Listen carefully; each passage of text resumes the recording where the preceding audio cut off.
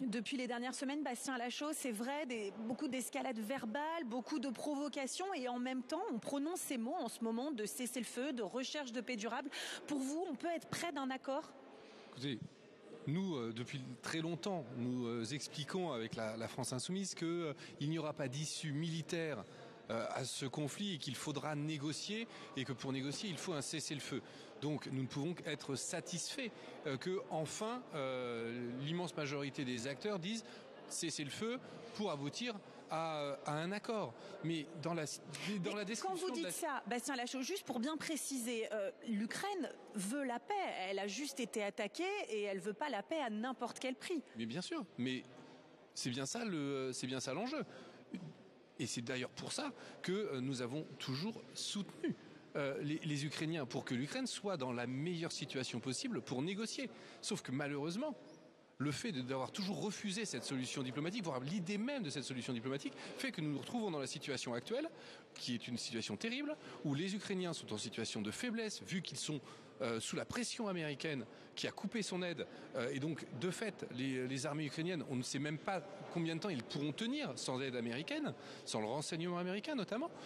Et en plus, pire que tout, les Européens sont complètement balayés du paysage. Et c'est ça qui me rend le plus triste, parce que si l'on regarde dans la description que vous avez faite, il y a des discussions en Arabie Saoudite. Et que fait la France ? La France réunit des chefs d'état-major de l'Union européenne et de ses alliés de l'OTAN, la Turquie et le Royaume-Uni, pour préparer une force militaire d'interposition en cas d'accord de paix. Mais c'est terrifiant. Nous devenons uniquement des faire-valoir qui pourront être utilisés. C'est offrir des garanties de sécurité à l'Ukraine aussi. Garantir un traité de paix que l'on n'aura même pas négocié. Mais ce que dit le président de la République, c'est qu'il ne faut, alors vous allez préciser, c'est qu'il ne faut pas faire confiance à la Russie. Il ne faut pas croire que la Russie respectera un accord de paix. Il faut maintenir des forces de sécurité, des garanties de sécurité que réclame l'Ukraine. Il faut des garanties de sécurité, c'est évident. Mais il faut des garanties de sécurité plus largement pour l'ensemble des pays de la région. Et ce n'est pas une présence militaire massive seule qui y répondra. Présence militaire, pourquoi pas ? Pourquoi pas ? Mais si présence militaire, elle doit être sous mandat de l'ONU. Il y a une institution du droit international qui est reconnue par l'ensemble des nations de la planète. Donc, en gros, ce sont des casques bleus qui doivent être déployés en Ukraine. Et si la France fournit des casques bleus au sein de ce contingent, il n'y aura aucun problème de notre côté. Mais regardez quand même le côté paradoxal de représentants européens qui se réunissent pour discuter d'un hypothétique cessez-le-feu auquel ils ne sont pas partie prenante, vu qu'ils ne sont pas invités aux négociations. Et en gros, mais à quoi ça servirait ? En gros, nous serions les supplétifs d'un accord de paix discuté entre Poutine et Trump. Et je ne vois pas du tout où est l'Europe de la défense là-dedans, vu qu'il ne s'agit pas des nations membres de l'Union européenne, mais ce sont les membres de l'OTAN. Donc bref, on est dans un cadre otanien, donc il n'y a pas d'autonomie stratégique dans un cadre otanien qui est dominé par les États-Unis. Bref, toute cette rencontre n'a aucun sens. Elle ne montre qu'une seule chose, l'incapacité de la France de faire entendre sa voix sur le dossier ukrainien. Arrêtons tout cela. L'Union européenne, c'est 450 millions d'habitants. Bien sûr, dans ces 450 millions, nous avons des pays avec des options politiques quelquefois un peu diverses. N'empêche que 450 millions d'habitants, ça pèse. Ça pèse devant les États-Unis, ça pèse devant la Russie, ça pèse devant la Chine. Donc organisons-nous intelligemment, y compris en termes de défense, afin d'assurer la sécurité de nos concitoyens et de l'Europe. Juste là-dessus, Madame la Très rapidement, puisqu'on va passer au débat. Très rapidement. Moi, j'entends tout ce que vous dites. C'est une belle image que vous nous décrivez là.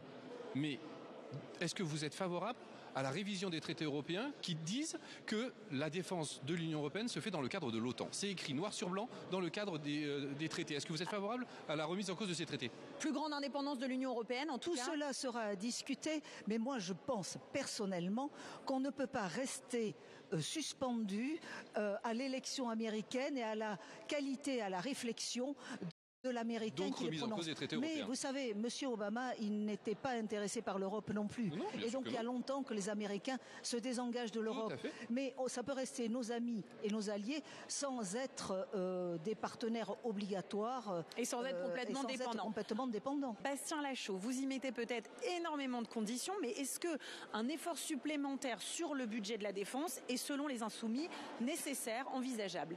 En fait, il faut repartir des besoins. De quoi avons-nous besoin? Quels sont nos objectifs de défense? La France doit pouvoir garantir la sécurité de ses ressortissants, doit pouvoir garantir la protection de l'intégrité de son territoire sur l'ensemble du monde. Parce qu'il faut le rappeler, la France, ce n'est pas uniquement l'Hexagone en Europe. Nous avons des territoires ultramarins. La première frontière terrestre que nous avons, c'est avec le Brésil. La plus grande frontière maritime, c'est avec l'Australie. Donc nous avons des préoccupations qui dépassent totalement le cadre européen. C'est pour ça que nous sommes une nation un petit peu universelle. Nous devons protéger ces frontières, nous devons protéger nos populations. Et en fonction de cela, nous devons déterminer quels sont nos besoins. Et en tout état de cause, nous ne sommes pas en guerre. Donc, mais nous ne sommes pas tout à fait en paix, semble dire le ministre des Armées. Oui, mais qu'est-ce que c'est qu'une économie de guerre? C'est quand l'essentiel des ressources de la nation sont focalisées vers l'industrie d'armement. Et qu'est-ce qu'une économie de paix, celle que vous proposez, vous les Insoumis? Une économie de paix, c'est totalement l'inverse. C'est mettre en place répondre aux besoins militaires pour assurer la défense de la nation, ça c'est la base. Et ensuite, c'est garantir notre souveraineté numérique, alimentaire, c'est garantir notre production industrielle et nos filières d'approvisionnement pour ne pas dépendre d'autres pays. C'est investir dans la science, dans la recherche parce que nous en avons besoin également. Bref, c'est une société en gros qui avance et qui partage et qui construit la paix parce que quand on prépare la guerre, à la fin, on récolte la guerre. Bastien Lachaud, sur une forme de patriotisme des Français, c'est vrai que les Français sont inquiets et certains disent oui, moi je suis peut-être prêt à faire un petit effort supplémentaire. Effectivement, la situation le nécessite. Alors c'est peut-être pas ce que vous disent les électeurs de votre circonscription, mais est-ce que vous pensez qu'on peut effectivement mettre à contribution d'une façon ou d'une autre les Français? Déjà, oui, les Français sont inquiets. Le président les a inquiétés dans son allocution.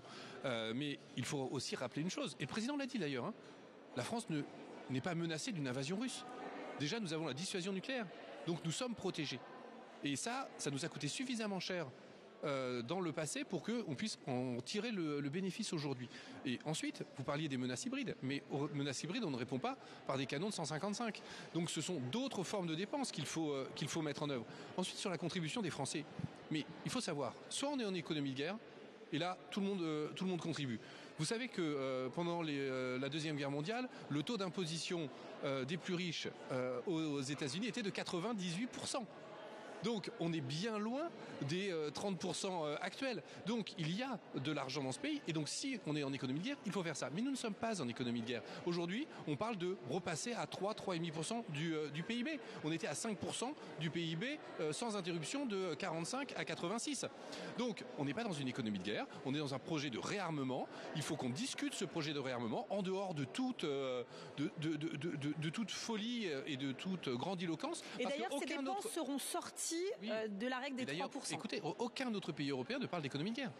Donc il y a là une manière de faire de ce gouvernement pour déclarer une guerre sociale au pays, refuser de revenir sur la réforme des retraites à 64 ans et toujours frapper les plus pauvres. Parce qu'on va finir ce débat ensemble sur la dissuasion nucléaire. Bastien Lachaud, vous le rappelez, la France, on est doté de cette arme nucléaire. On doit avoir une ambiguïté stratégique, c'est-à-dire laisser penser qu'on peut l'utiliser à tout moment. Mais Geneviève Darrieussecq dit que c'est pas suffisant puisque de toute façon, personne n'imagine que la France déclenchera un jour le feu nucléaire sur un pays voisin. C'est possible, on doit menacer de l'arme nucléaire. Alors si vous pensez qu'on n'utilisera jamais la dissuasion nucléaire, dans ces cas-là, il faut... On l'espère peut-être. Non mais il faut arrêter, ça libérera beaucoup d'argent pour le faire. Moi je pense qu'au contraire, nous devons nous appuyer sur cette dissuasion nucléaire. Cela nous a coûté des centaines de milliards d'euros de développer cette arme, ça nous coûte des milliards d'euros de l'entretenir et de la maintenir à niveau. Nous devons nous appuyer là-dessus, c'est ce qui garantit la sécurité de notre nation, ce qui fait que nous ne serons jamais envahis. En un mot, Geneviève Dardieussecq, sur cette... Je suis d'accord, mais il faut quand même faire le reste. Et alors, il faut faire le reste. Est-ce que sur cette dissuasion nucléaire, l'idée d'Emmanuel Macron, c'est d'ouvrir le débat, non pas de partager le bouton nucléaire, mais peut-être de permettre à nos pays voisins d'avoir aussi, d'être protégés par notre dissuasion nucléaire? Est-ce que la France pourrait dire demain à ses voisins, comme nous, on a le feu nucléaire, on vous permet une petite protection, mais en contrepartie, vous contribuez davantage. C'est vrai que les autres armées sont moins développées que l'armée française. Peut-être qu'elles peuvent faire davantage d'efforts. Écoutez, moi, je pense pas dans tous les pays, évidemment. Je crois vraiment que dans le domaine, il faut qu'on garde notre autonomie et notre souveraineté dans ce domaine-là. Pas forcément d'accord pour l'idée d'ouvrir un débat. Il n'empêche une forme de partage. Que c'est fait pour protéger la France et les intérêts vitaux de la France, mais les intérêts des autres pays de l'Europe font partie des intérêts vitaux de la France. Donc on peut protéger aussi nos voisins européens avec notre dissuasion nucléaire parce que ça fait partie de nos intérêts vitaux. Moi je suis, j'ai aucun sujet avec ça. Pour le reste, je pense que c'est quand même un domaine très particulier qu'il faut que l'on garde en maîtrise totale du début à la fin.